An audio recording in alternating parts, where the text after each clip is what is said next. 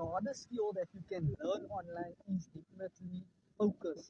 Focusing on building systems, automation processes, focusing on generating leads, converting leads into paying customers, focusing on staying consistent on your live videos, live webinars, staying consistent with organic videos, running Facebook ads, doing ad campaigns, doing events, focusing on your vision, your mission. That is the hardest and the most challenging skill. Why we are living in a world whereby each and every day you are getting bombarded with distractions, which is inevitable.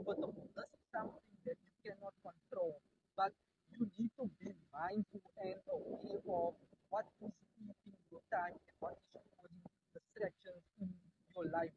Why this can hinder and sabotage or put you in a bondage state whereby you will feel stuck. Why aren't you moving forward, breaking out of a routinized program or a routine program that controls you somehow? To get out of that, you need to focus on your vision, your mission.